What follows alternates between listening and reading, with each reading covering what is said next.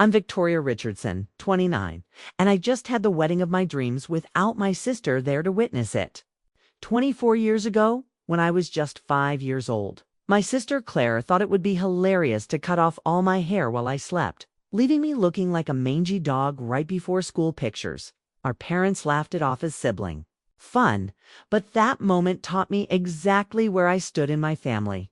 What Claire didn't know was that her cruel joke. So it cost her a $2.3 million inheritance and a front row seat to my happiest day. Sometimes the best revenge is served ice cold, decades later when they least expect the consequences. Like and subscribe if you've ever had a sibling who went too far with their jokes.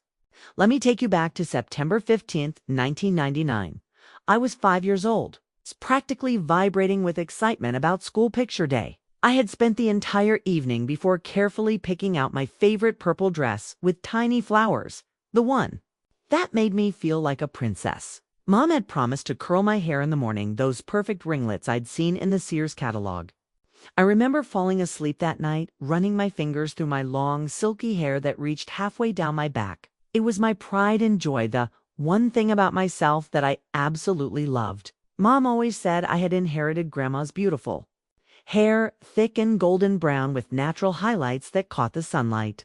Claire, my 8-year-old sister, had been unusually quiet that evening. Looking back now, I should have recognized the warning signs. She was always plotting something when she got that distant, calculating look in her eyes. But I was 5, innocent and completely trusting of my big sister who I idolized despite everything. I woke up the next morning to Mom's piercing scream from the bathroom doorway.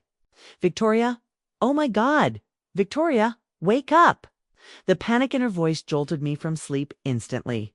I sat up, confused and groggy, only to feel something terribly wrong. My head felt impossibly light, and when I reached up to touch my hair, my fingers met nothing but jagged, uneven chunks, barely an inch long in some places. I stumbled to the mirror and saw what had made my mother scream. My beautiful hair was completely destroyed. It looked like someone had taken garden shears to a twitch, as I discovered later, is exactly what had happened. Chunks were missing entirely, leaving patches of scalp visible. Other sections stuck out at odd angles, creating a horrifying lopsided mess. Claire appeared in the doorway, trying to look shocked. Oh no! What happened to Victoria's hair?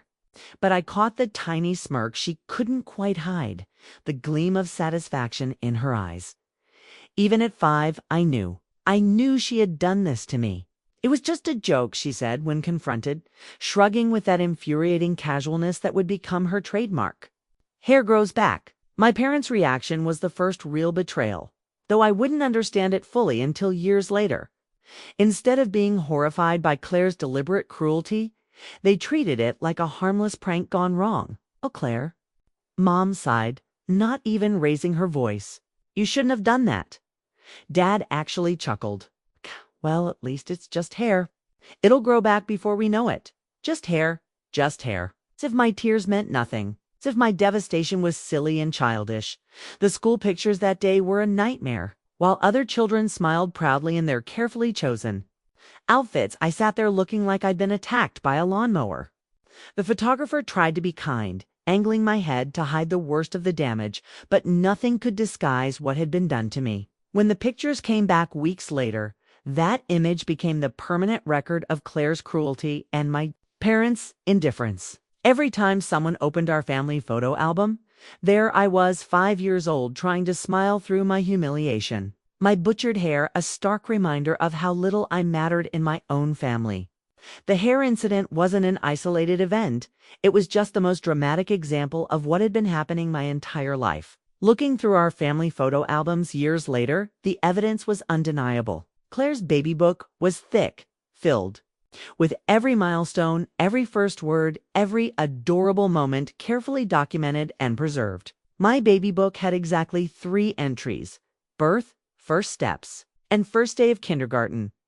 Claire was 3 years older than me, and from the moment I arrived, it was clear who the favorite was. She was the golden child, the one who could do no wrong, the one whose every accomplishment was celebrated and whose failures were excused. I was the afterthought, the oops baby who came along when Claire was already perfectly fulfilling my parents' dreams of parenthood. The favoritism wasn't subtle. Claire got the bigger bedroom, the newer clothes, the first choice of everything. When she outgrew something, it was automatically handed down to me, regardless of whether I liked it or whether it even fit properly. I learned early that wanting something for myself was considered selfish. "Why can't you be more like Claire?" became the soundtrack of my childhood. Claire was organized.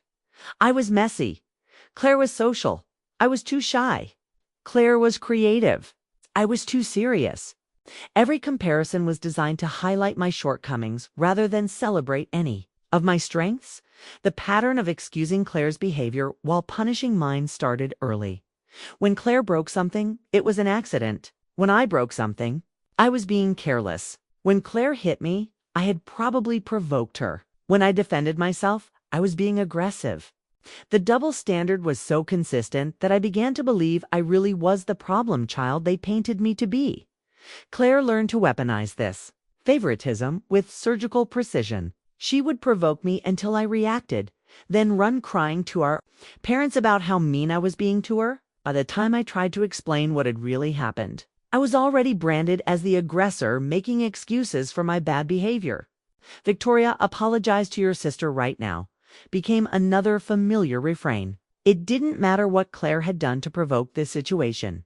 It didn't matter that she was older and should have known better. I was always the one who had to apologize, always the one who had to make peace. I remember one particularly painful incident when I was 7. I had saved my allowance for months to buy a small jewelry box with a tiny ballerina that spun when you opened it. It was the first thing I had ever bought with my own money, and I treasured it beyond words. Claire asked to borrow it for a sleepover, and despite my reluctance, my parents insisted I share. She brought it back broken. The ballerina's head snapped off, the mirror cracked. "Sorry," she said with a shrug. "Accidents happen." When I cried, I was told I was being too sensitive about material things. When I asked her to replace it, I was told I was being unreasonable and materialistic. Claire faced no consequences, no requirement to make amends. The message was clear. Her comfort mattered more than my feelings. This is how I learned that love in my family was conditional, that my worth was determined by how little trouble I caused, how quietly I accepted whatever treatment I received. I became the perfect victim, compliant, self-contained, and utterly convinced that I deserved whatever happened to me. As I grew older, Claire's sabotage became more sophisticated and harder to prove. The broken jewelry box was just the beginning. She had an uncanny ability to destroy the things that brought me joy while making it look accidental or insignificant. When I was 8, I befriended a girl named Sarah from my class.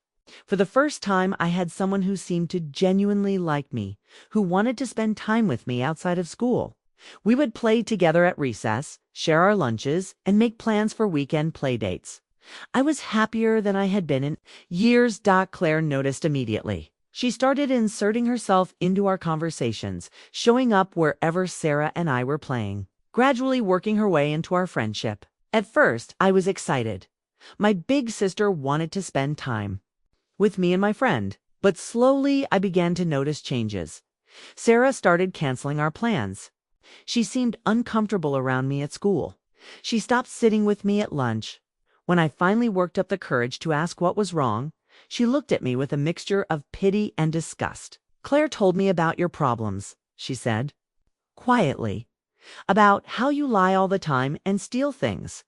She said your parents are really worried about you." I was devastated. None of it was true, but Claire had been so convincing, so concerned and sisterly that Sarah believed every word. When I tried to defend myself, it only made me look more guilty. Sarah avoided me after that, and soon the whole class knew about my supposed problems. Claire had effectively destroyed my first real friendship while positioning herself as the caring sister, trying to protect others from my terrible behavior. This became her pattern. Whenever I showed interest in something, a hobby, a friend, an activity, Claire would find a way to undermine it.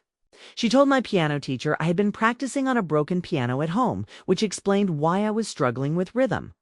She convinced my Girl Scout troop leader that I was having behavioral issues at home and needed extra patience.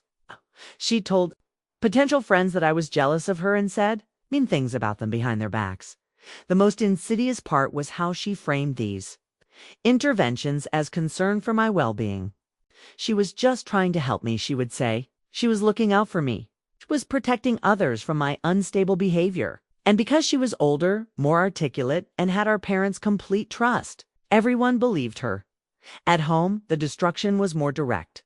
My homework would mysteriously disappear the night before it was due. My school projects would get damaged just slightly, just enough to make them look sloppy. My alarm clock would be unplugged, making me late for important events. My clothes would develop mysterious stains right before school pictures or special occasions.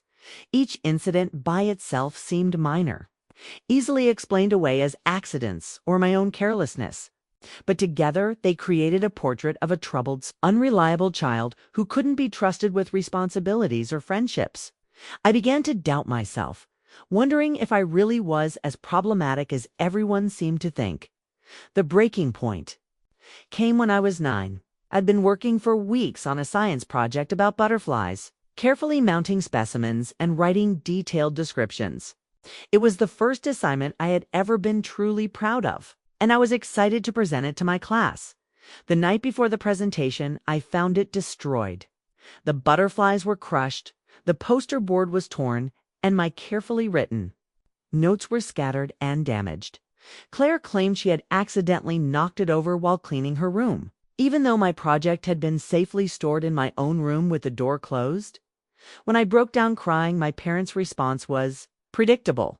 I should have been more careful where I left it. Should have known better than to leave something important where it could be damaged. I was being too dramatic about a school project. Claire apologized, sort of butt-faced, no consequences, for destroying weeks of my work. That night, lying in bed and staring at the ceiling, I made a decision that would shape the rest of my childhood. I would stop expecting justice from my family. I would stop believing that fairness was possible. Instead, I would learn to protect myself, to depend only on myself, and to never again give Claire the opportunity to destroy something I cared about. High school brought a brief reprieve from Claire's constant interference. She had graduated and moved on to community college, finally giving me space to discover who I was without her shadow looming over everything. For the first time in my life, I began to flourish. I joined the debate team, discovered I had a talent for public speaking, and even made a few genuine friends who knew nothing about my family dynamics. My grades improved dramatically without Claire sabotaging my homework or spreading rumors about my supposed behavioral problems. I was finally becoming the person I was meant to be. Then I met Michael Chen in my junior year American history class. He was kind, funny, and incredibly smart, the type of boy who noticed when I made a particularly good point in class discussions and actually listened when I spoke. We started studying together, which led to long conversations about everything, from politics to our dreams for the future. For the first time in my life, I experienced what it felt like to be genuinely liked for who I was. Michael seemed to see something in me that even I didn't know existed. He made me laugh, challenged my ideas, and treated me with a respect I had never experienced at home. When he asked me to prom during our senior year, I felt like I was living in a fairy tale. I spent months planning for that night.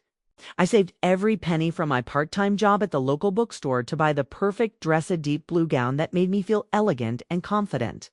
I imagined dancing with Michael, taking photos, making memories that would last forever. 4. Once I was going to have something beautiful that was entirely mine. Claire had been unusually absent from my life during this period, busy with her own college drama and a series of failed relationships. I thought maybe she had finally outgrown her need to destroy my happiness. I should have known better.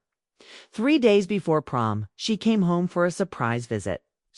She claimed she wanted to see my dress to help me with my hair and makeup, to be the supportive big sister she had never been before. I was suspicious, but hopeful maybe she really had changed.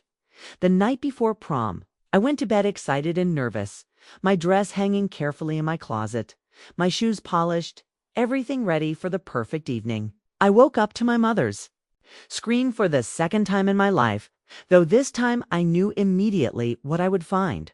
My dress was destroyed, not torn or damaged destroyed. Claire had systematically cut it into ribbons, then poured bleach over the remains for good measure.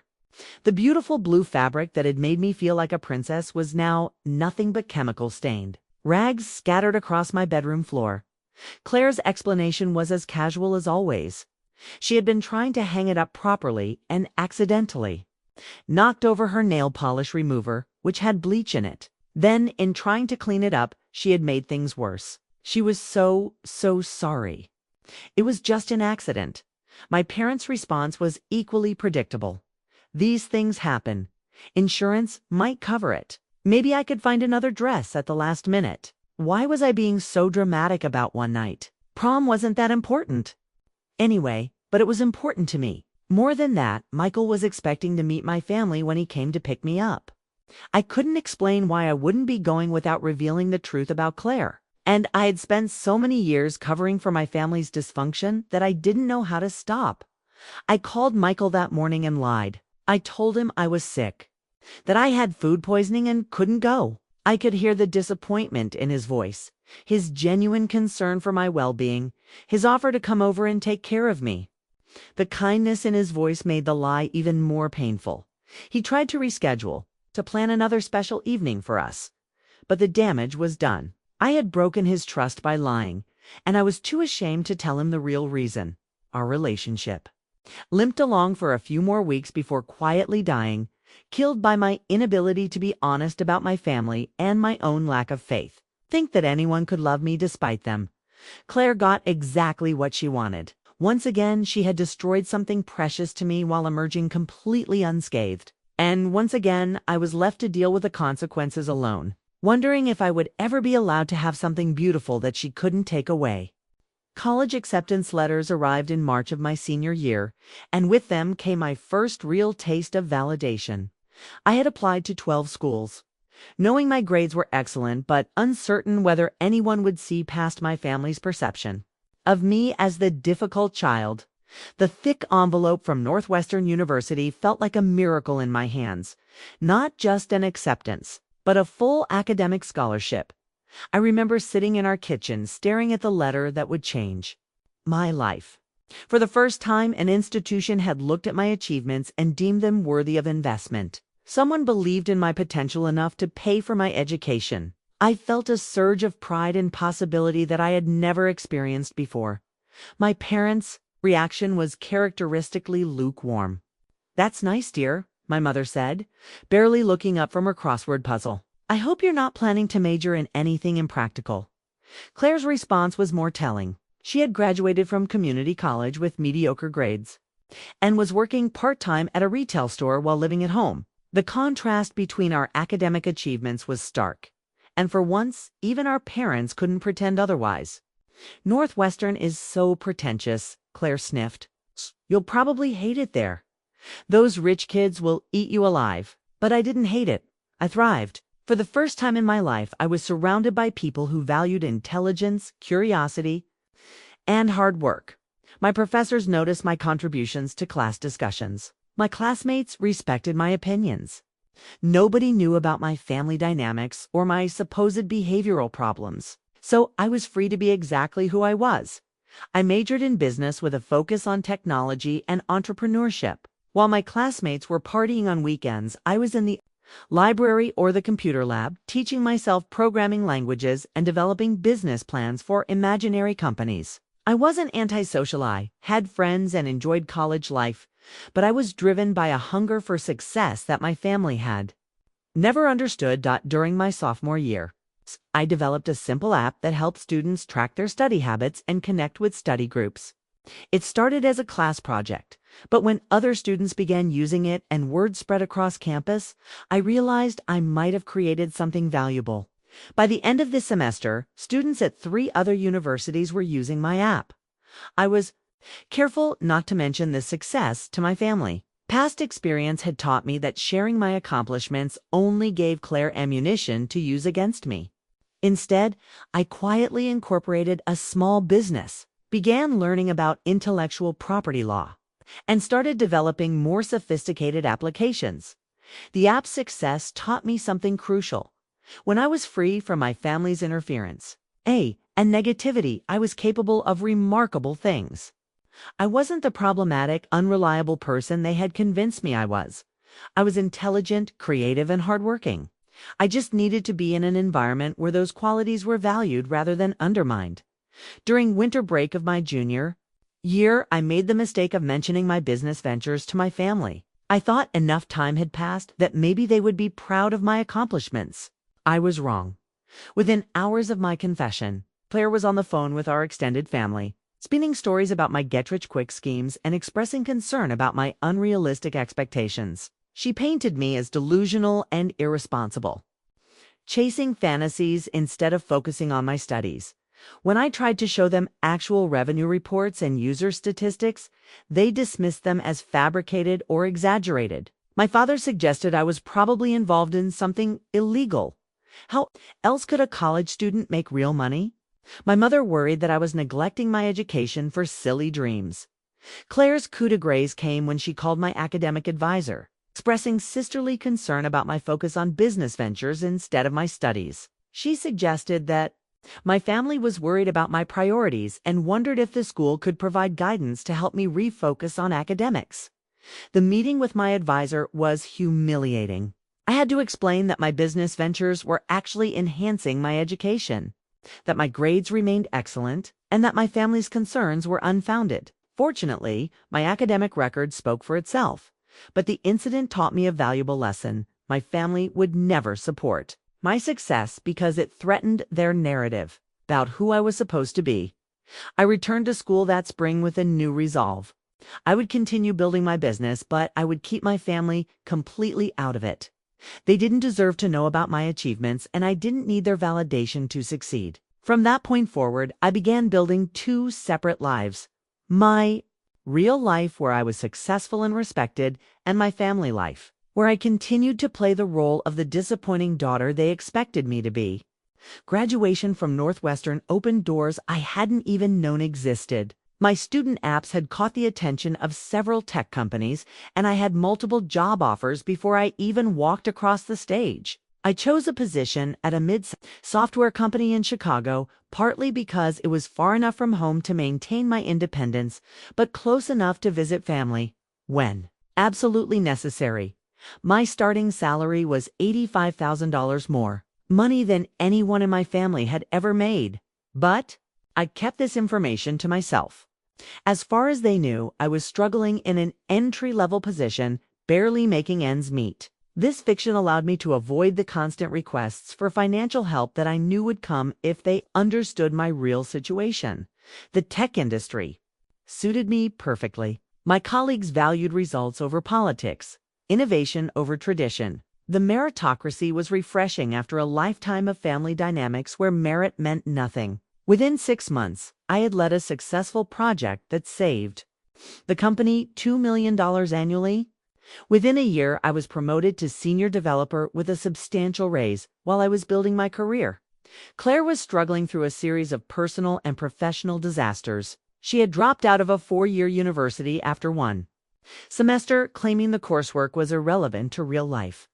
She cycled through jobs in retail, food service, and administrative roles, never lasting more than 6 months anywhere before finding fault with management, coworkers, or company policies. Her romantic life was equally chaotic. She moved in with boyfriends quickly, always convinced she had found the one, only to discover deal-breaking flaws within months. She was always the victim in these relationships. Her boyfriends were controlling, or lazy, or didn't appreciate her unique talents. The pattern was familiar to anyone who knew Claire, but our parents continued to see her as unlucky rather than problematic. Meanwhile, my secret success continued to accelerate. I received the Rising Star Award from our industry association, recognition that came with a substantial cash prize and significant networking opportunities.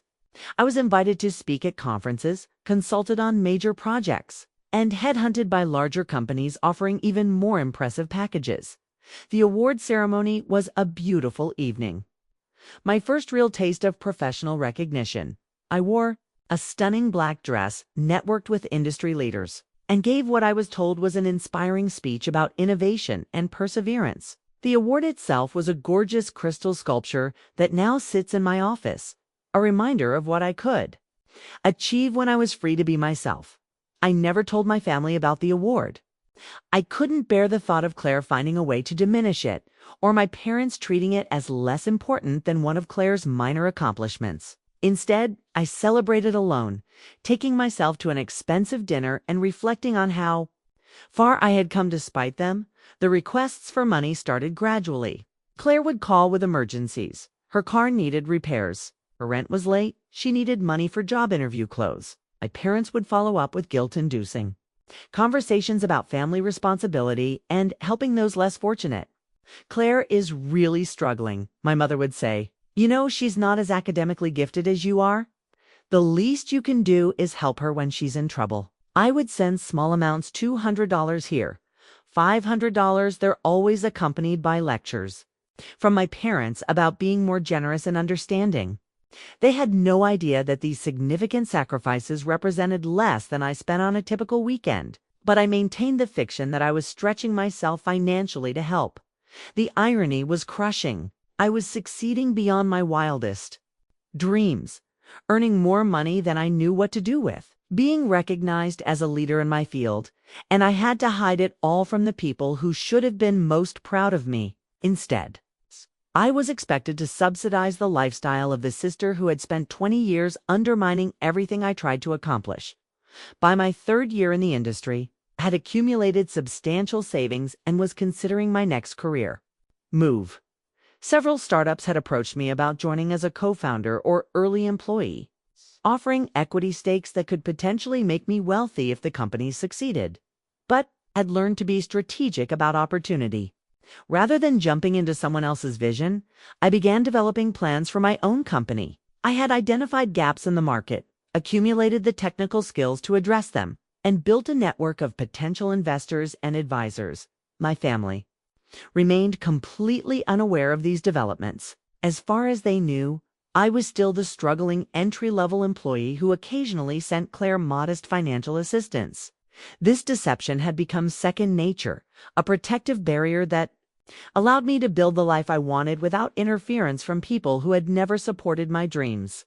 My grandmother's death came suddenly during my 4th year in Chicago. Grandma Eleanor had been the one bright spot in my childhood, the only family member who seemed to see me clearly and love me unconditionally. She had lived independently until the end, sharp as a tack at 87. Managing her own finances and maintaining her small but comfortable home with fierce pride, I flew home for the funeral with genuine grief.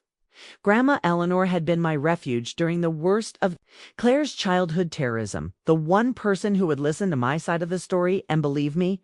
She had a way of seeing through Claire's manipulations that our parents never developed. Probably because she wasn't invested in maintaining the family fiction that everything was fine.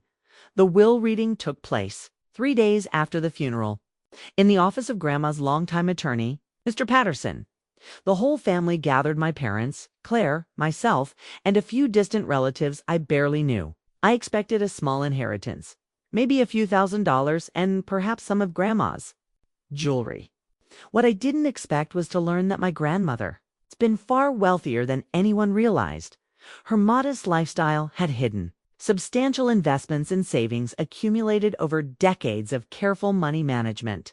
The total estate was worth just over $800,000, a staggering amount that left everyone speechless. But the real shock came with how she had chosen to distribute it. Claire received $50,000, a generous amount, but far from the lion's share. My parents received $100,000 to be split between them. Various charities received donations totaling another $150,000, but the remaining $500,000, the majority of the estate, came to me. The silence in that lawyer's office was deafening. Claire's face went through a rapid succession of emotions: confusion, disbelief, anger, and finally rage. My parents looked stunned, as if they couldn't process what they had just heard. "There must be a mistake," Claire said finally, her voice tight with fury. "Grandma wouldn't have done that. She wouldn't have played favorites like that." But Mr. Patterson had anticipated this reaction. He pulled out a letter that Grandma had written to be read alongside her will, explaining her decisions in her own words. "Victoria," the letter began, "you were always my heart. I watched you endure things no child should have to endure. And I saw you rise above them with grace and strength that amazed me. You never asked for special treatment, never demanded attention, never made your struggles anyone else's responsibility. You have grown into a woman of character and intelligence, and I trust you to use this inheritance wisely." The letter went on to acknowledge Claire's and my parents' good qualities while making it clear that Grandma had observed the family dynamics with clear eyes. She knew about the favoritism, the double standards, the way my accomplishments were dismissed while Claire's failures were excused. She had watched it all and had chosen to balance the scales in the only way she could. The ride home from the lawyer's office was the most uncomfortable hour of my life. Claire sat in furious silence, occasionally muttering about unfair and manipulation. My parents peppered me with questions about what I planned to do with the money, their voices carrying an undertone of expectation that made my stomach churn. "Of course, you'll want to share this windfall with your sister," my mother said, not really making it a question. $500,000 is far more than any one person needs. You could split it with Claire, and you'd both still have more money than you've ever had.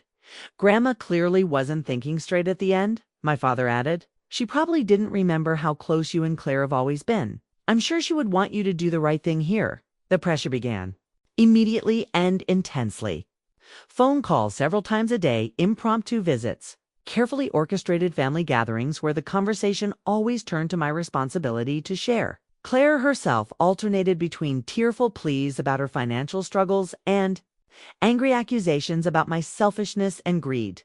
"I can't believe you're going to keep all that money while your own sister struggles to pay rent," she said during one particularly heated conversation. "What kind of person does that? Grandma would be rolling over in her grave if she knew how greedy you've become." But I had learned something important from Grandma's letter. Kay, she had seen the real family dynamics, had understood exactly what she was doing with her bequest. Kay, she wasn't trying to punish Claire or my parents. She was trying to give me the foundation I would need to build a life free from their manipulation. For the first time in my life, I had the financial security to make choices based on my own judgment rather than fear of consequences. I could say no to their demands without worrying about being cut off or punished. I could finally stop playing the role of the grateful, compliant daughter who accepted whatever scraps of affection they chose to throw my way. I put the inheritance money into conservative investments and didn't touch it. Instead, I let them. Believe it gave me options I had never had before, not knowing that my career had already provided those options years ago. The inheritance became my insurance policy, my proof that at least one person in my family had truly seen and valued who I was. 2 months after Grandma's funeral, I made the decision that would change everything. I resigned from my corporate job to launch my own tech startup, focusing on enterprise software solutions for mid-sized businesses. I had been developing the concept for over a year, conducting market research, building prototypes, and networking with potential investors. The timing was perfect. I had Grandma's inheritance as a safety net, substantial savings from my high-paying job, and enough industry connections to make the venture viable. More importantly, I had learned to trust my own judgment and capabilities, something that would have been impossible if I had remained under my family's thumb. My parents' reaction to my career change was predictably negative. Quitting a perfectly good job to start a risky business venture struck them as exactly the kind of irresponsible behavior they'd always expected from me. They were convinced I would fail and end up crawling back home, broke and humiliated. "You're throwing away everything you've worked for," my father lectured during one of our increasingly infrequent phone calls. "What happens when this little business fantasy fails? You'll have no job, no prospects, no security. At least in corporate America, you had stability." Claire's response was more pointed. "I give it 6 months before you come crying to us for help," she said with that familiar smirk. "Then we'll see how high and mighty you feel about keeping all of Grandma's money to yourself." What they didn't know was that my little business fantasy was already showing remarkable promise. Within 3 months of incorporation, I had signed contracts worth $1.2 million.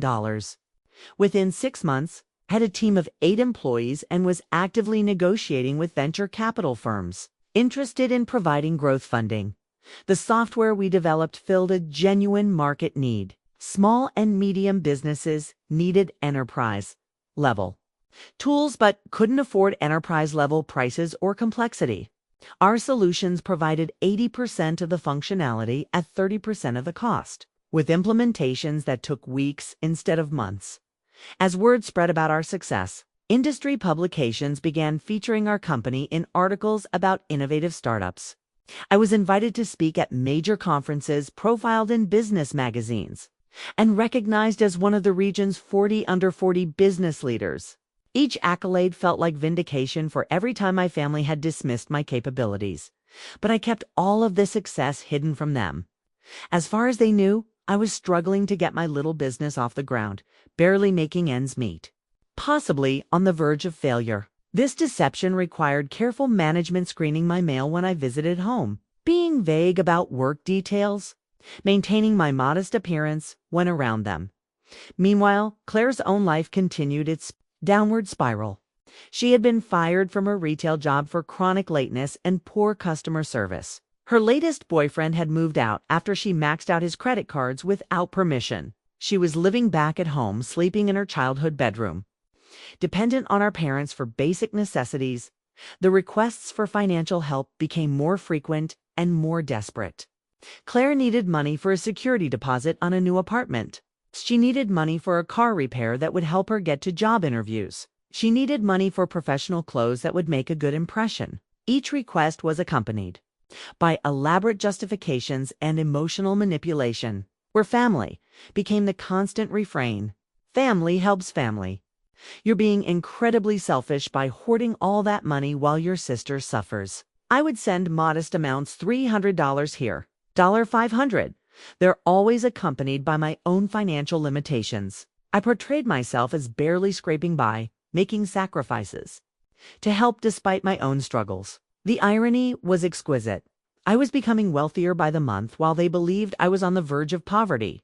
By the end of my first year in business, we had revenues of $3.8 million and were profitable. I had personally earned more in 12 months than most people earn in a decade. But my family remained convinced I was a failed entrepreneur living off grandma's inheritance. The moment I knew I had truly succeeded came when TechCrunch published a feature article about our company, describing me as one of the most promising young entrepreneurs in the Midwest, and estimating our company's value at over $15 million. The article included a photo of me in my office, surrounded by awards and certificates. Looking every inch the successful businesswoman I had become, I kept a copy of that article in my desk drawer, a tangible reminder of how far I had traveled. From the little girl whose hair had been chopped off as a joke. Sometimes I would read it when Claire called with another sob story about her financial troubles, marveling at the distance between my real life and the fiction my family believed. The venture capital deal closed 6 months later. We raised $8 million in Series A funding, valuing the company at $25 million.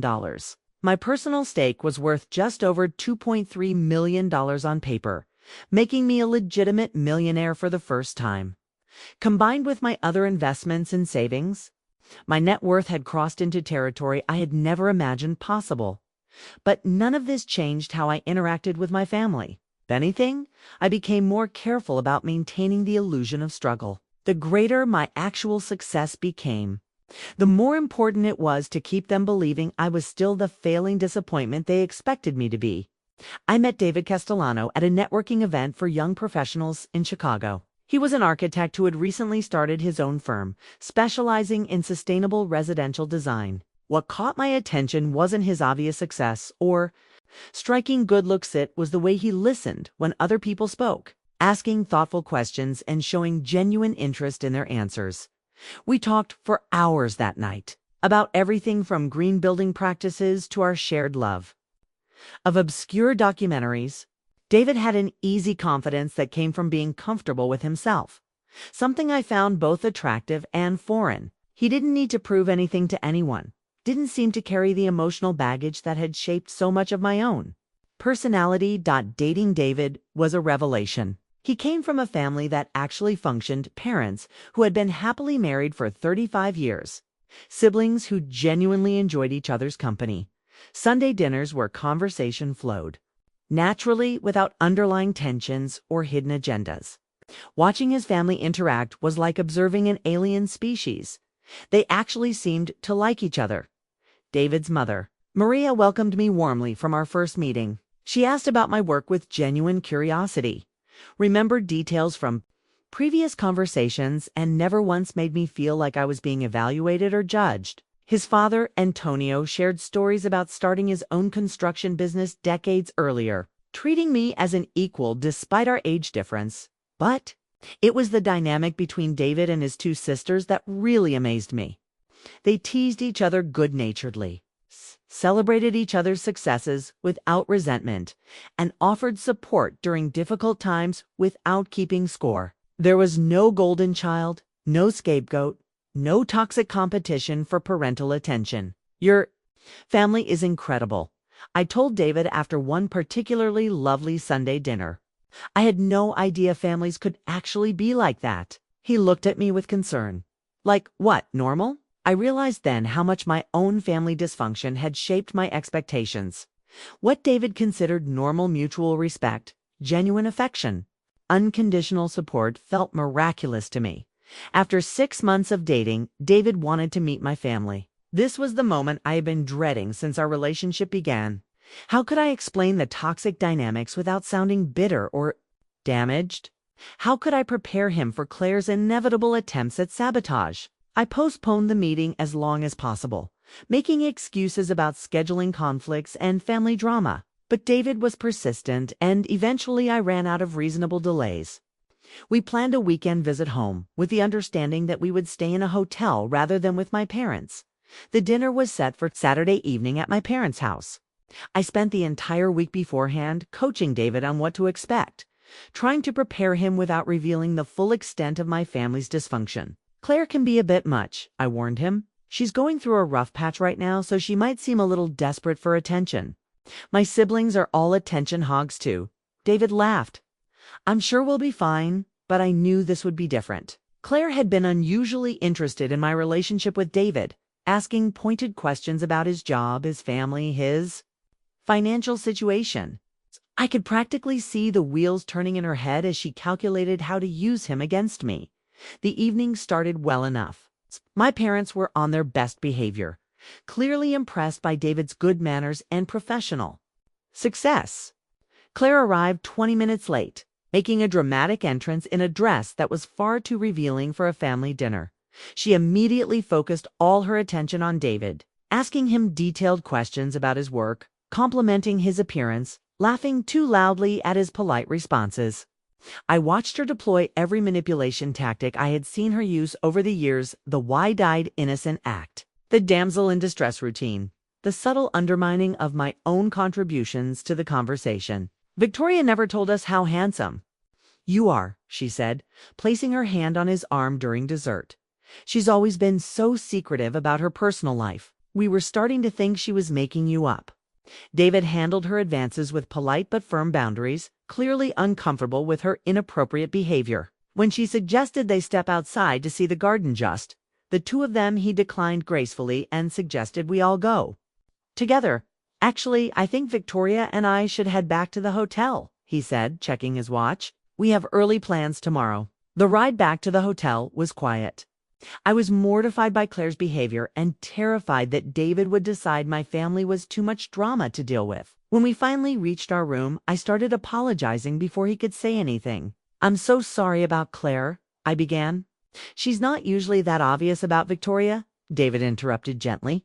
You don't need to apologize for your sister's behavior, but I am worried about how that whole evening affected you. You were tense from the moment we walked in the door. For the first time in my life, I found myself with someone who was more concerned about my well-being than about managing family drama. David's kindness and understanding made me realize just how abnormal my family's situation really was. David proposed on a crisp October evening, 18 months after we first met. He had planned everything perfectly: a private dinner at the restaurant where we'd had our first official date, followed by a walk through the park where we'd spent countless hours talking about our dreams for the future. When he dropped to one knee beside the fountain where we'd shared our first kiss, I felt like my heart might burst from happiness. The ring was stunning, a classic solitaire setting with a flawless carat diamond that caught the light from every angle. Later, I would learn that David had spent weeks working with a jeweler to create something unique, incorporating small sapphires that represented my birthstone. The attention to detail, the thoughtfulness behind every choice was so different from anything I had experienced in my family relationships. "Victoria," he said, his voice slightly shaky with nerves, "you've shown me what it means to build something beautiful with someone who shares your values and dreams. Will you marry me?" Through my tears, I managed to say yes. As he slipped the ring onto my finger, I felt a sense of completion I had never experienced before. This wasn't just about romance or partnership, which was about finally having someone who saw my worth and wanted to build a life based on mutual respect and genuine love. We called our families that night to share the news. David's parents were thrilled, immediately making plans to visit and start discussing wedding arrangements. His sisters squealed with excitement and began texting me photos of potential venues and dress styles they thought I might like. My family's reaction was more subdued. My parents offered congratulations that felt obligatory rather than heartfelt. They seemed more interested in the practical details. When was the wedding? How much would it cost? Where would we live then? In celebrating my happiness, Claire's response was the most telling. "Wow, that's a really expensive-looking ring," she said, studying the photo I had sent. "David must be doing really well for himself. I had no idea architects made that kind of money." I should have recognized the warning signs in that comment, but I was too happy to pay attention to Claire's calculating tone. I brushed off her focus on the ring's value as typical Claire behavior. Everything always came down to money with her. The next few weeks were a blur of celebration and planning. David and I spent hours discussing our vision for the wedding, something elegant but intimate, focused on celebrating our commitment rather than impressing others. We looked at venues, tasted cakes, and started putting together a guest list that would bring together the people who truly mattered to us. That's when the first manipulation began. Claire called me 3 days after the engagement, crying about her latest relationship disaster. Her boyfriend of 6 months had broken up with her. She was behind on rent again. She was feeling completely hopeless about her future. "Seeing you so happy just makes me realize how much of a failure I am," she sobbed into the phone. "Here you are getting married to this amazing man, and I can't even keep a boyfriend for more than a few months. What's wrong with me, Victoria?" Despite years of experience with Claire's emotional manipulation, I felt the familiar tug of guilt. Here I was, happier than I had ever been, while my sister was struggling. Maybe I could help her get back on her feet, give her some hope for her own future. "What if you helped me with the wedding planning?" I suggested. "It might be a good distraction, and you've always had great taste in decorating and fashion." Claire's tears stopped immediately. "Really? You'd want my help?" "Oh, Victoria, that would mean so much to me. We could finally do something together." As sisters, I should have known better. Within days, Claire had inserted herself into every aspect of wedding planning. She had opinions about everything. The venue wasn't elegant enough. The flowers I wanted were too ordinary. My dress preferences were too conservative. She began calling vendors directly, claiming to speak for me, sometimes contradicting decisions David and I had already made. "I'm just trying to help you have the perfect day," she would say whenever I expressed frustration with her interference. "You're so busy with work. I thought I could handle some of the details," but her help came with strings attached. She expected to be involved in every decision, consulted on every choice, treated as co-planner rather than assistant. When I tried to establish boundaries, she would become tearful and hurt, accusing me of shutting her out just when she needed me most. The situation escalated when Claire discovered the receipt for my engagement ring. David had carelessly left it in his jacket pocket when he came to pick me up for dinner, and Claire had offered to hang up his coat. Later, she claimed she had found the receipt on the floor and was just trying to return it. But I knew she had gone through his pockets deliberately $50,000. That's what David had spent on my ring, a sum that represented months of his earnings as an architect building his practice. To me, it was a symbol of his love and commitment. To Claire, it was proof that I was hiding the extent of my financial situation. "I had no idea you two were so wealthy," she said, studying the receipt with undisguised interest. "A $50,000 ring. That's more than most people make in a year." "It's not about the money," I tried to explain. "David wanted to give me something special, something that represented his commitment." But Claire's focus was entirely on the financial implications. If David could afford a $50,000 ring, what else was I hiding about our combined resources? She began probing with subtle questions about our living arrangements, our vacation plans, our long-term financial goals. Within weeks, the questions escalated to demands. Claire needed money for professional development courses that would help her get a better job. She needed money for therapy to deal with her relationship issues. She needed money for a security deposit on an apartment that would help her become more independent. Each request was accompanied by pointed references to my apparent wealth and her ongoing struggles. How could I spend $50,000 on jewelry while my own sister couldn't afford basic necessities? What kind of person prioritized material luxuries over family obligations? My parents joined the chorus, suddenly much more interested in my wedding plans now that they understood the budget involved. They began making suggestions about guest lists, venue choices, and reception details that would accommodate their preferences and social circles. The pressure was relentless and familiar, but this time it threatened something precious to me. My engagement to David represented everything I had worked for: love, respect, partnership, a future built on mutual support rather than manipulation. I wasn't going to let Claire destroy this the way she had destroyed everything else I had ever cared about. Wedding planning became a battlefield, with Claire positioning herself as the general of an army I hadn't realized I was fighting. What should have been one of the happiest periods of my life became an exhausting exercise in boundary enforcement and damage control. David and I had envisioned an intimate celebration, maybe 80 guests, elegant but not ostentatious, focused on bringing together the people who had supported our relationship. We found the perfect venue, a historic mansion with beautiful gardens, sophisticated but warm, exactly what we had dreamed of for our special day. The venue contract was the moment everything changed. When I signed the agreement for $85,000, Claire was standing right beside me, ostensibly there to help with planning details. I watched her eyes widen as she processed the number, and I knew immediately that I had made a terrible mistake.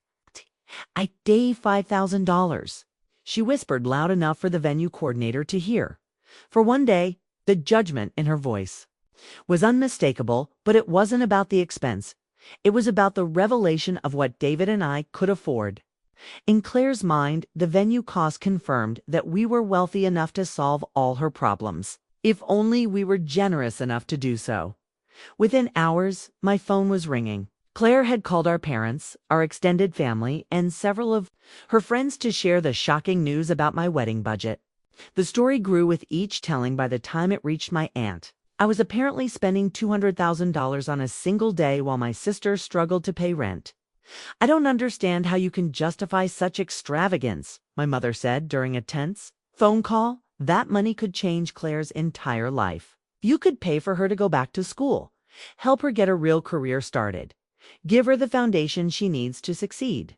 My father was more direct. "Family comes before fancy parties, Victoria. Your grandmother would be ashamed to see you flaunting wealth while your sister suffers." But it wasn't just about money. Claire was systematically inserting herself into every aspect of our wedding plans.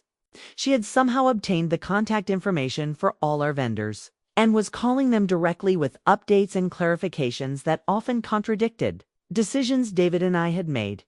The florist called me confused about whether we wanted white roses or pink peonies. I had ordered white roses, but Claire had called to change the order to pink peonies, claiming I had changed my mind. The caterer needed clarification about dietary restrictions. I had specified no shellfish due to David's allergy, but Claire had called to add vegetarian and gluten-free options for guests who hadn't requested them. Most disturbing was Claire's campaign to expand our guest list. She had taken it upon herself to invite people David and I barely knew her friends. Her ex-boyfriends, distant relatives who hadn't spoken to our family in years. When vendors asked about the sudden increase in expected attendance, Claire would claim that David and I were too busy to handle the details ourselves. Just trying to help, she would say whenever I confronted her about these unauthorized changes. You're so stressed with work and wedding planning, I thought I could take some of the burden off your shoulders. But her help was creating chaos and confusion. David and I spent hours each week calling vendors to correct Claire's changes, confirm our actual preferences, and apologize for the mixed messages they were receiving. What should have been an exciting planning process became a constant exercise in damage control. The breaking point came when Claire attempted to book a different band for our reception. David and I had chosen a jazz quartet that specialized in wedding ceremonies, elegant, sophisticated, exactly what we wanted for our celebration. Claire had called them to cancel, claiming we had decided to go with a DJ instead to save money and have more fun. Fortunately, the band called me directly to confirm the cancellation. When I explained that no such decision had been made, they were sympathetic but confused. Your sister seemed very confident that she was speaking for you, the band leader told me. She said you were too embarrassed to admit you couldn't afford our fee. That night, David and I had a serious conversation about Claire's escalating interference. He had been patient and understanding, but even his considerable tolerance was being tested by her behavior. This isn't normal, Victoria, he said gently. I've never seen anyone insert themselves into someone else's wedding planning like this. It's like she thinks it's her wedding too. He was right, and I knew it. Claire was treating our wedding as her own personal project, an opportunity to live vicariously through my happiness while simultaneously undermining it. She wanted to be involved in every decision, consulted on every choice, credited with every success. Maybe we should just elope, I said, half joking, but also half serious. Go to Hawaii, get married on the beach, avoid all this drama. David, consider this seriously. That's what you want? I'm completely supportive. But I don't think running away is the answer. This is our wedding, our celebration, our choice. We shouldn't let anyone else dictate how we celebrate our love. His words reminded me of something important. This wasn't just about wedding planning. It was about establishing boundaries for our marriage, setting precedents for how we would handle family interference in our future together. If I let Claire control our wedding, she would expect to control other aspects of our life together. The next day, I called a family meeting. I told my parents and Claire that their involvement in our wedding planning was no longer welcome. David and I would handle all vendor communications, all planning decisions, all arrangements ourselves. They were invited to attend as guests, but their roles as participants were over. The reaction was explosive. Claire accused me of being ungrateful and selfish, of shutting out the people who loved me most. My parents lectured me about family, values, and the importance of including everyone in major life events. But for the first time in my life, I held firm. This wedding was about David and me, about our love and our future together. I wasn't going to let Claire turn it into another theater for her manipulations and my family's dysfunction. The week before my wedding should have been filled with joyful anticipation and final preparations. Instead, it became the most stressful week of my life, culminating in an act of sabotage so cruel that it finally shattered any remaining hope I had for a normal relationship with my sister. David and I had spent months planning every detail of our special day. My dress was perhaps the most important element to custom creation by a designer who specialized in elegant, timeless gowns. We had worked together for 4 months to create something unique, incorporating vintage lace from my grandmother's wedding dress with a modern silhouette that made me feel like a princess. The dress was stunning.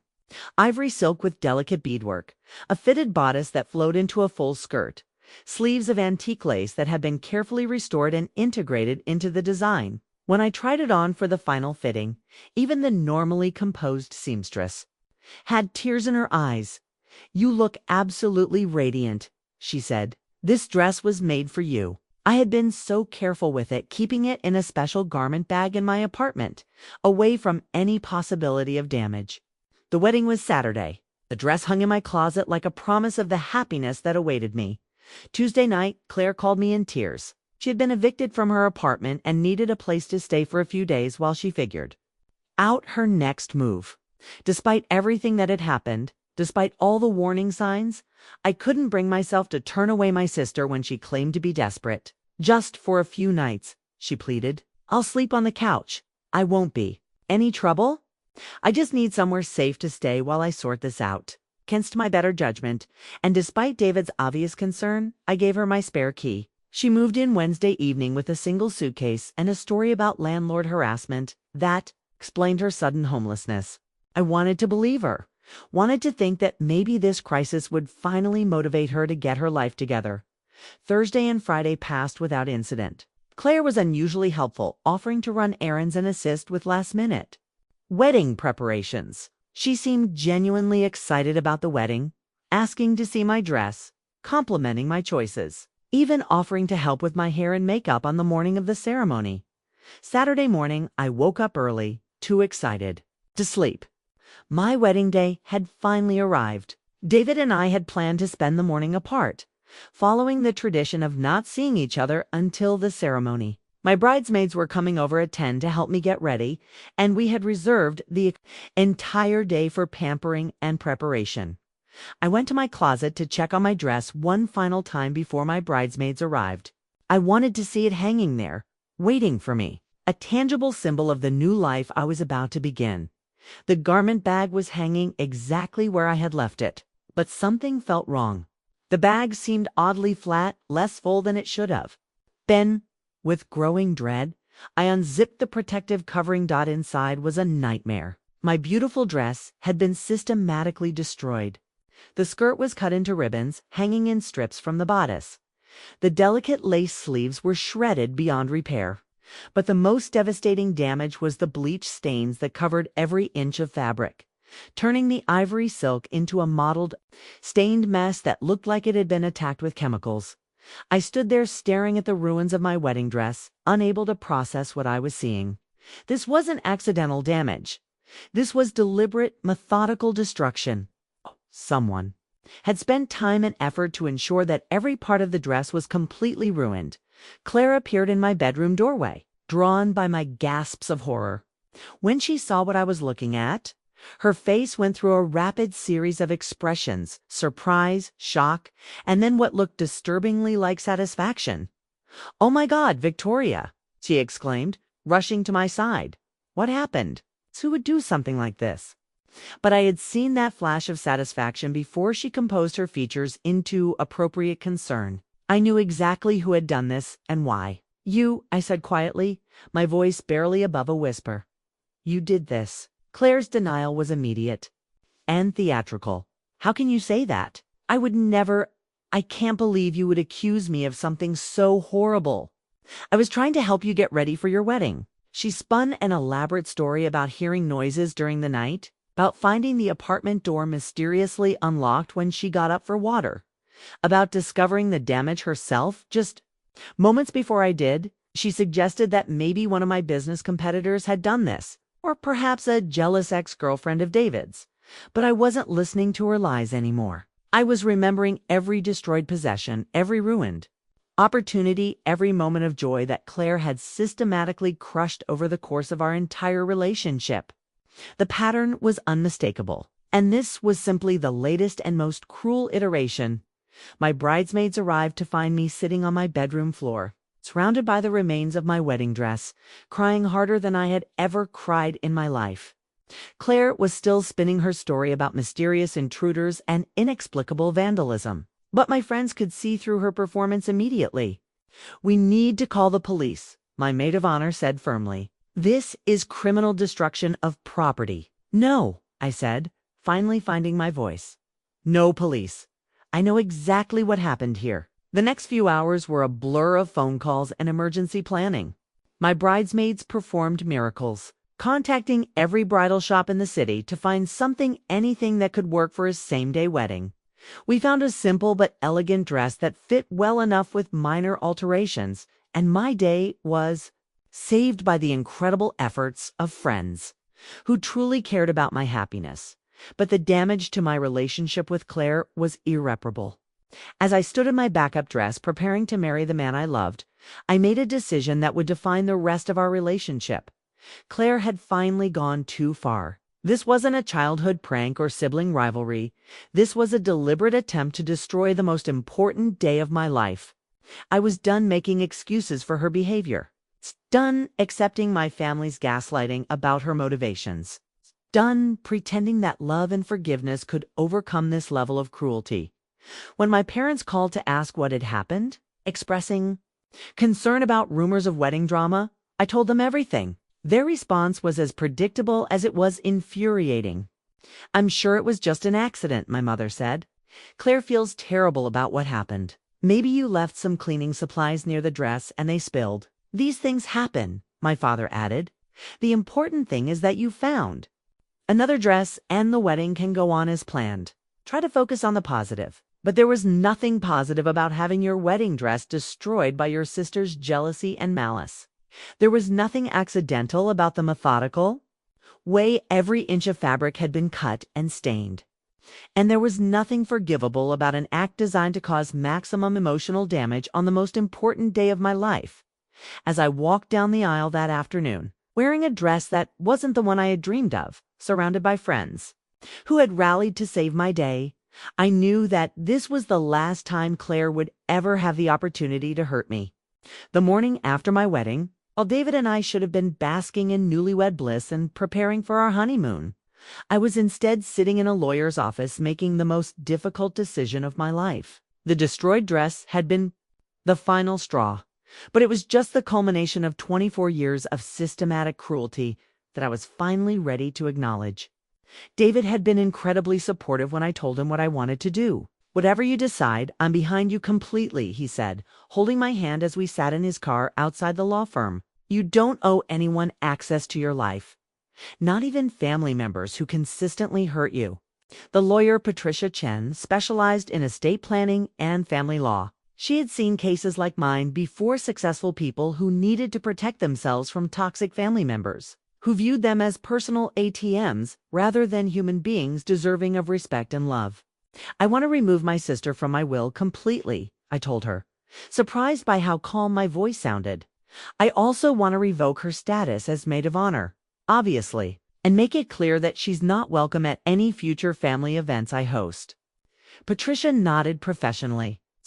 "Let's start with the legal documents. Your current will leaves what percentage of your estate to your sister?"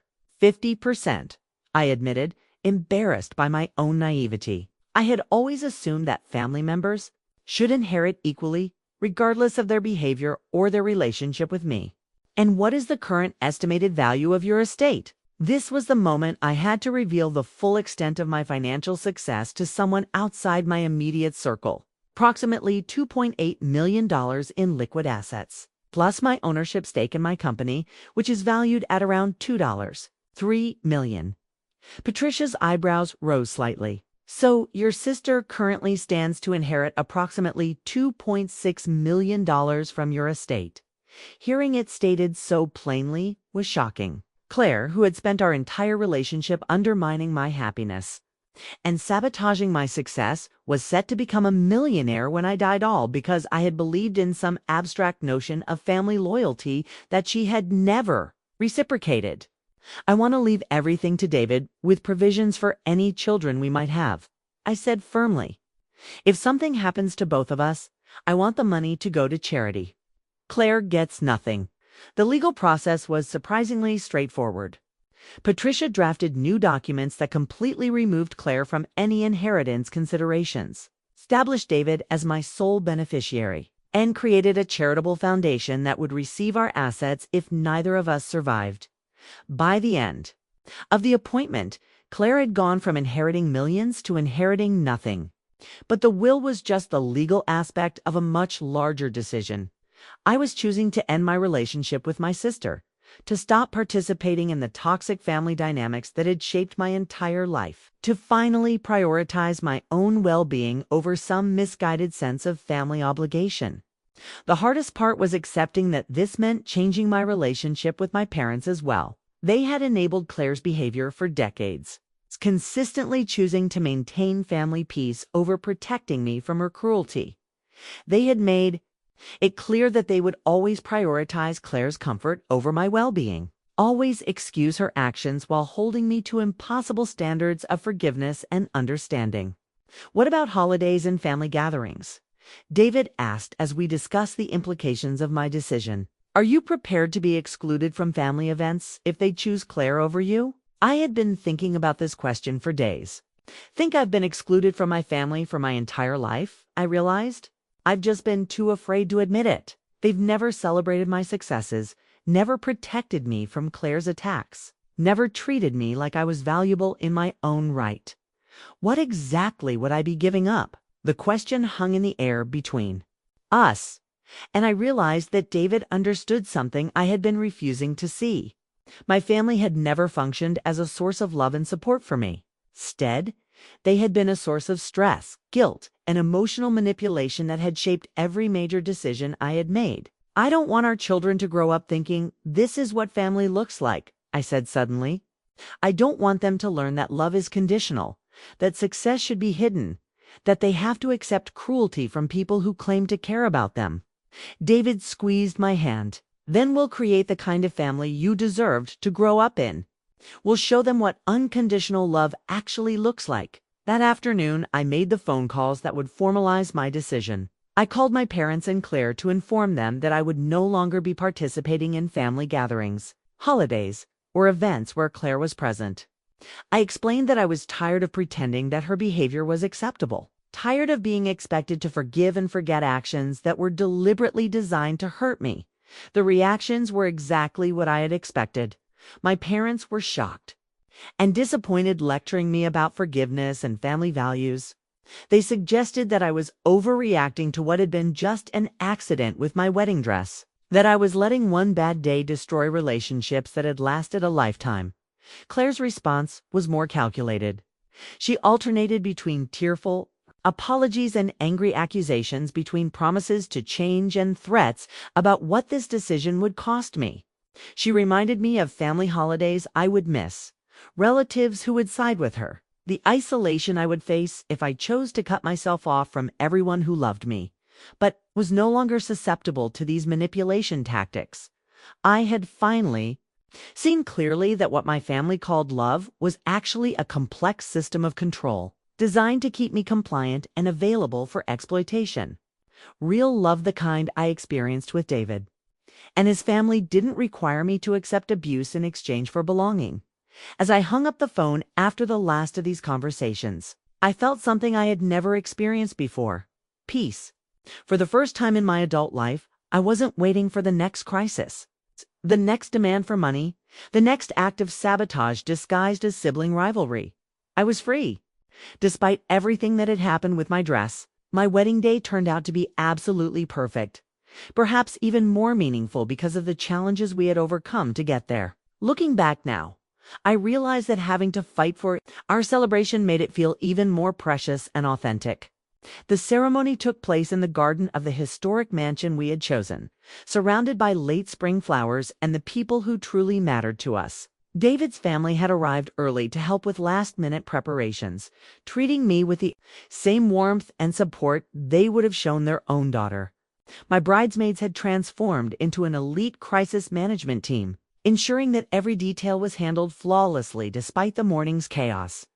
As I walked down the aisle wearing my backup dress, which in the soft afternoon light looked absolutely stunning, I felt a profound sense of gratitude for the people who had rallied around us.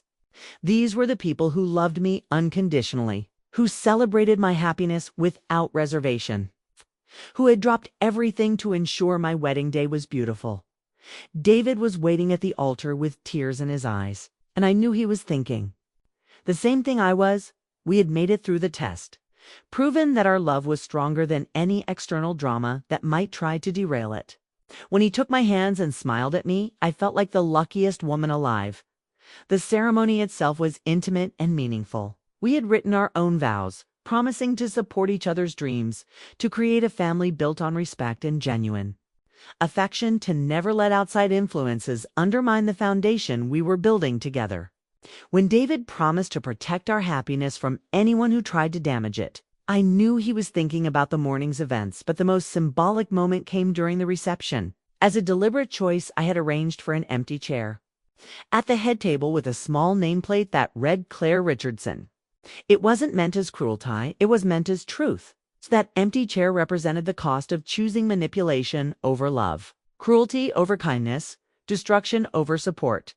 Several guests asked about the empty chair. I was honest about its meaning. Sometimes people choose not to be part of your happiness, I explained. That chair represents the consequences of those choices. My parents had not attended the wedding. After my phone calls earlier in the week, they had chosen to boycott the ceremony rather than attend without Claire. Their absence hurt, but it also clarified something important. They had never really been celebrating me anyway. They had been attending out of obligation, not joy. David's family more than made up for the missing relatives. His parents danced with me during the traditional father-daughter and mother-son dances, welcoming me into their family with genuine warmth. His sisters gave speeches that made everyone laugh and cry, sharing stories about how happy David had been since meeting me, how much they had grown to love me as their new sister. The jazz quartet we had chosen played beautifully, creating an elegant atmosphere that felt sophisticated and timeless. Guests mingled naturally, conversations flowed easily, and the entire evening felt like a celebration of love rather than a social obligation. This was what a wedding should feel like: joyful, authentic, surrounded by people who genuinely cared about the couple's happiness. During our first dance, David whispered in my ear, "I'm proud of you for choosing us over them. This is what our life is going to look like, surrounded by people who actually love us." As the evening wound down, I realized that Claire's absence had actually made the wedding better. There was no drama, no manipulation, no undercurrent of tension waiting to explode. Instead, there was pure celebration, genuine happiness, and a sense of new beginnings that felt untainted by past toxicity. The empty chair had served its purpose. It reminded everyone, present including me, that some people forfeit their right to witness your happiness through their own choices. Claire had destroyed my dress, but she hadn't destroyed my wedding day. If anything, her absence had made it more perfect.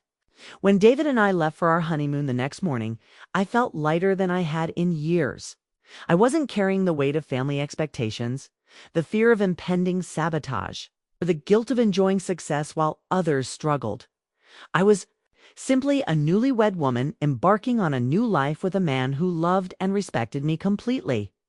The empty chair would become a powerful symbol in our marriage, reminder that we could choose who deserved access to our happiness. That family was defined by love and support rather than blood relations, and that sometimes the most loving thing you can do is refuse to enable someone's destructive behavior. As our plane took off for Italy, I looked at my wedding ring and smiled. Claire had tried to destroy this day, but instead she had helped me understand what really mattered: the people who showed up, the love that surrounded us, and the future we were building together based on mutual respect and genuine affection. The empty chair had been the perfect wedding gift to myself, a symbol of freedom from toxic relationships and a promise that I would never again sacrifice my happiness for someone else's comfort. The voicemail started while David and I were still on our honeymoon in Tuscany. I had deliberately left my phone on airplane mode for most of the trip, wanting to focus completely on my new husband and our romantic getaway. When I finally checked my messages on our last day, I found 17 voicemails from various family members, each more desperate and angry than the last. Claire's messages followed a predictable pattern of emotional manipulation. The first few were tearful apologies, begging me to call her back so she could explain what had really happened with my dress. She claimed she had new information about the break-in that had destroyed it, suggesting that maybe one of my business competitors was behind the sabotage. As the days passed and I didn't respond, her tone shifted. She became angry and accusatory, demanding to know how I could treat my own sister so cruelly. She reminded me of every time she had been there for me during our childhood, conveniently rewriting history to cast herself as my protector, rather than my tormentor. The final messages were the most revealing. Claire had clearly been drinking when she recorded them, and her carefully constructed facade slipped away. "You think you're so much better than me now, with your perfect husband and your perfect life," she slurred into the phone. "But I know who you really are, Victoria. I know you're still that pathetic little girl who couldn't even keep her hair. You'll come crawling back to me eventually." My parents' messages were more measured but equally manipulative. They expressed disappointment about my decision to exclude Claire from the wedding, concern about the damage I was doing to our family relationships, and hope that distance and time would help me gain perspective on my overreaction to what they continued to characterize as an accident. "Your sister is devastated," my mother's voice said through the phone speaker. "She can't eat, she can't sleep. She's talking about moving across the country because she can't stand the thought of losing you forever. Is this really what you want? To destroy your family over a dress?" David listened to the messages with me, his face growing increasingly concerned as the manipulation tactics became more obvious and desperate. "They're not worried about Claire's well-being," he observed. "They're worried about losing their hold over you."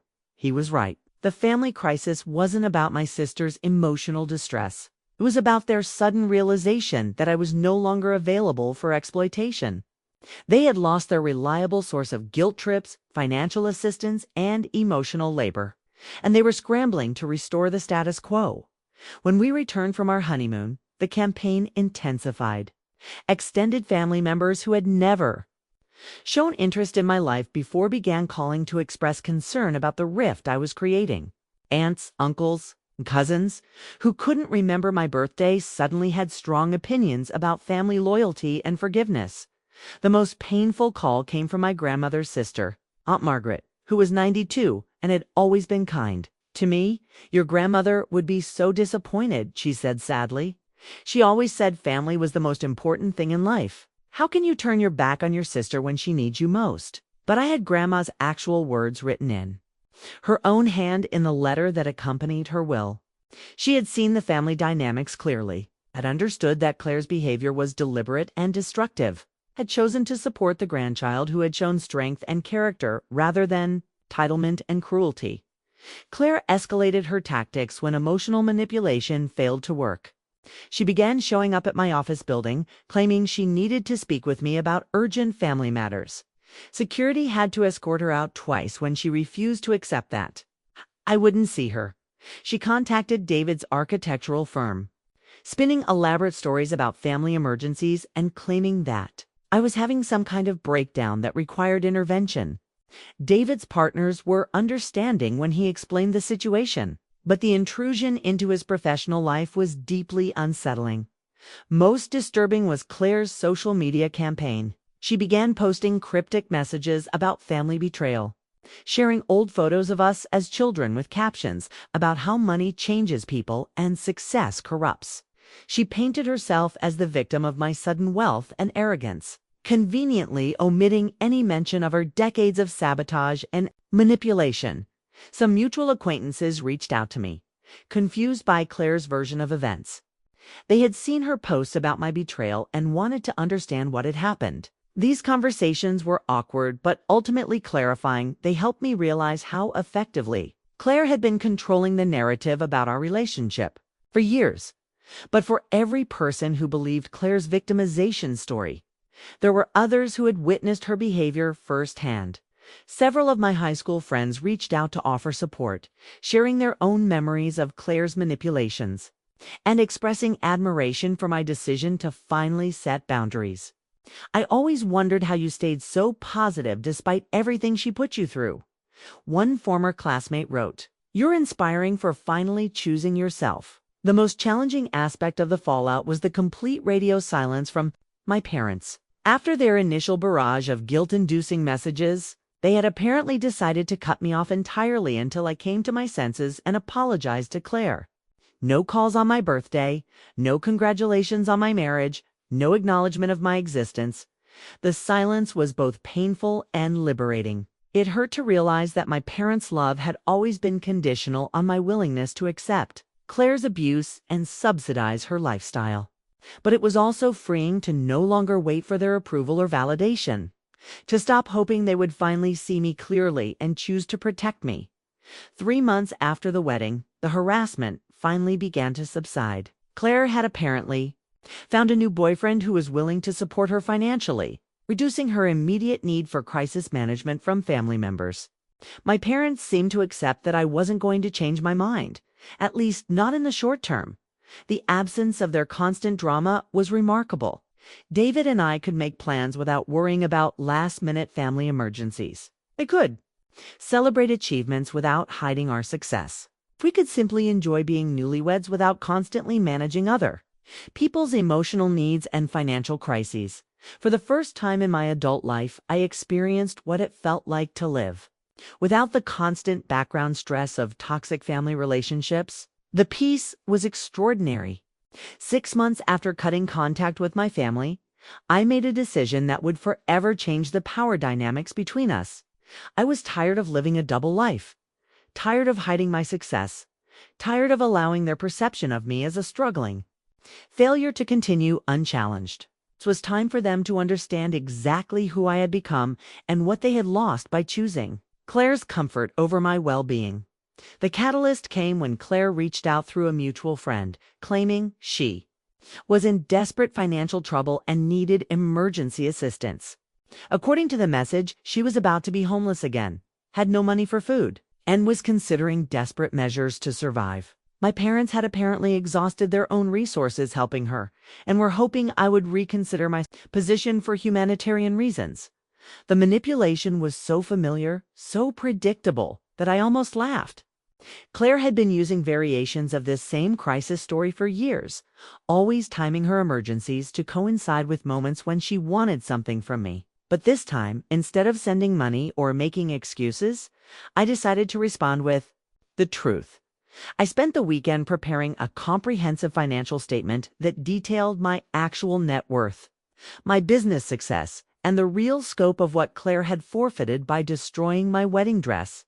The numbers were staggering even to me when laid out so clearly. $2.3 million in liquid assets, another $2.8 million in business equity, property investments worth $1.2 million, and a growing portfolio that generated more passive income annually than Claire had ever earned in her best year. David helped me craft a letter that would accompany the financial documents. We were careful to keep the tone factual rather than vindictive, letting the numbers speak for themselves about the magnitude of Claire's mistake. For the past several years, you have believed that I was struggling financially and needed your guidance and support. The letter began. You have characterized my business ventures as unrealistic dreams and my lifestyle choices as irresponsible. You have pressured me to share inheritance money because you assumed I needed family assistance to succeed.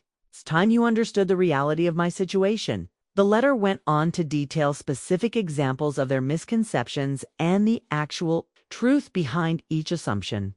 When they thought I was barely making rent, I was buying investment properties. When they thought I was struggling to establish my business, I was signing million-dollar contracts. When they thought I needed to share grandma's inheritance to survive, I was already wealthy enough to support myself comfortably for the rest of my life. Claire's decision to destroy my wedding dress didn't just cost her a relationship with me. The letter continued. It cost her any claim to a multi-million-dollar inheritance that would have secured her financial future permanently. By choosing to prioritize her jealousy over my happiness, she forfeited generational wealth that could have transformed her entire life. I sent the package via certified mail to ensure it reached them, then waited for the inevitable explosion. The response came within hours of delivery. My mother called first, her voice shaking with what sounded like genuine shock. Victoria, we had no idea. If we had known you were doing so well, we never would have pushed you to help Claire financially. We thought you were struggling, just like the rest of us. But even in her shock, she couldn't resist trying to restore the status quo. Now that we understand your situation better, surely you can see that helping Claire would be easy for you. A few $100,000 would completely change her life, and it would barely impact your overall wealth. My father's reaction was more complex. He seemed genuinely impressed by my business success, asking detailed questions about my company, and expressing belated pride in my achievements. But he also couldn't understand why I was punishing Claire for what he still characterized as a single mistake. She destroyed a dress, Victoria. Yes, it was wrong, but it was one bad decision made in a moment of emotional instability. Is it really worth destroying your relationship with your entire family over? Claire's response came last and was exactly what I had expected. The financial revelations had sent her into a rage that was both furious and calculating. She was livid that I had hidden my wealth while allowing her to struggle, but she was also immediately focused on how she could still access some portion of it. "You're a monster!" she screamed into the phone when she finally called. "You've been sitting on millions of dollars while I couldn't even afford groceries. What kind of sister watches her family suffer when she could help with pocket change?" But within the same conversation, her tone shifted to the familiar pattern of manipulation and bargaining. Maybe we could work out some kind of arrangement. Maybe I could invest in a business venture she was considering. Maybe I could loan her money to get back on her feet with a reasonable interest rate that would benefit both of us. "I'll sign any contract you want," she pleaded. "I'll go to therapy. I'll change my behavior. I'll do whatever it takes to make this right. Just don't let one stupid mistake cost me my entire future."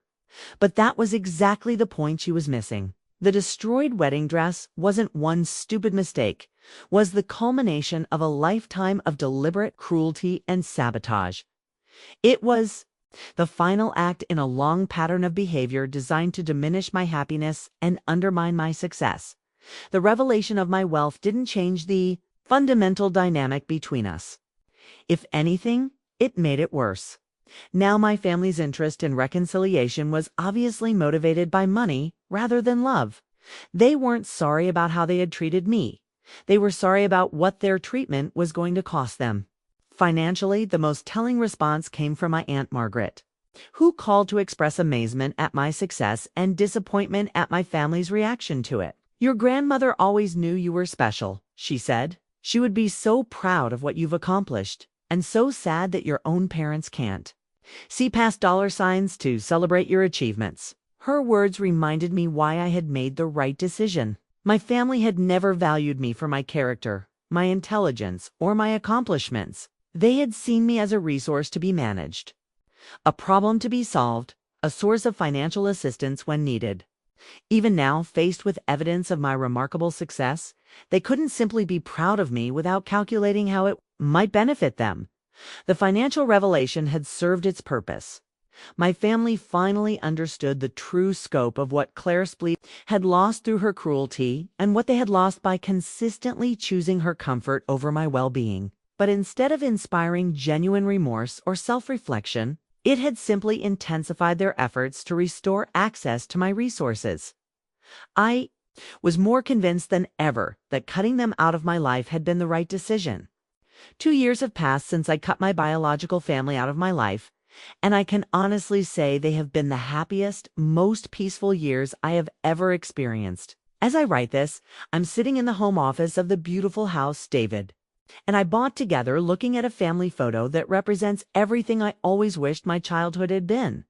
The photo shows David and me with his parents, his sisters, and their children all gathered around our Christmas tree last month.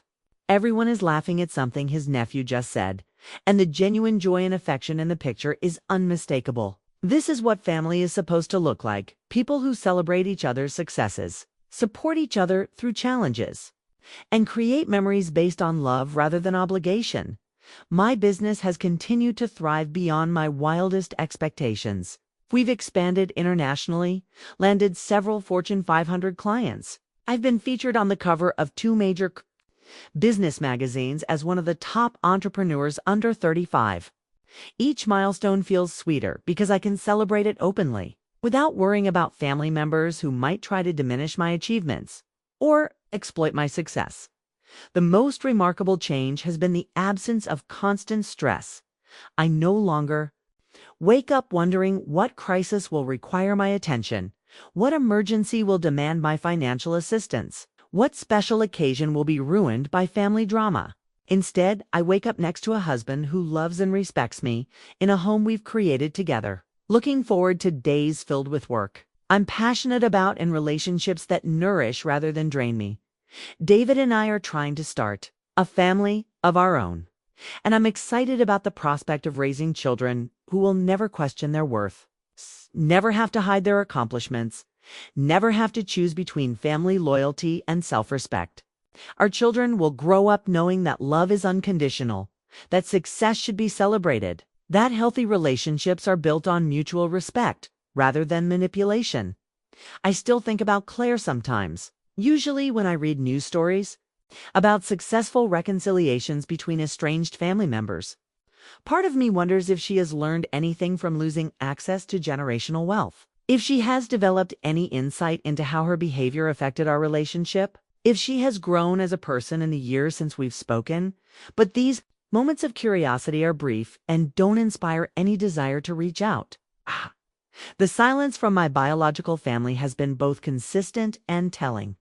There have been no genuine apologies, no acknowledgement of past wrongs, no indication that any of them have engaged in the kind of self-reflection that might make reconciliation possible. Instead, I occasionally hear through mutual acquaintances that Claire continues to struggle with employment and relationships, that my parents have become increasingly isolated as extended family members have grown tired of hearing about their ungrateful daughter, that the family narrative has shifted to portray me as the villain who abandoned them in their time of need. This reframing of history doesn't surprise me anymore. People who are unwilling to examine their own behavior will always find ways to blame their victims for the consequences of their choices. Claire destroyed my wedding dress and lost a multi-million-dollar inheritance. But in her version of events, I'm the cruel sister who prioritized material possessions over family relationships. The most liberating realization has been understanding that their perception of me doesn't matter anymore. For 30 years, I shaped my behavior around their expectations, their judgments, their approval. I hid my successes to avoid their jealousy, minimized my achievements to prevent their resentment, and accepted their treatment because I thought family relationships required unlimited forgiveness. Now I understand that the people who truly love you want to see you succeed. They celebrate your victories without calculating how those victories might benefit them. They offer support during difficult times without keeping score of what you owe them in return. They treat you with respect not because of what you can do for them, but because of who you are as a person. My real family, David, his parents and sisters, my closest friends, my business partners who have become dear friends, these people have shown me what healthy relationships actually look like. They have taught me that it's possible to be loved for exactly who I am, that success should be shared and celebrated, that conflicts can be resolved through honest communication rather than manipulation. Sometimes people ask if I regret my decision to cut contact with my biological family, if I worry about missing important milestones, or if I feel guilty about withholding financial support from people who are struggling. The answer is simple. I regret waiting so long to prioritize my own well-being over their dysfunction. Claire had 24 years to choose love over cruelty, support over sabotage, sisterhood over rivalry. She made her choice every time she destroyed something important to me, every time she undermined my relationships, every time she prioritized her jealousy over my happiness.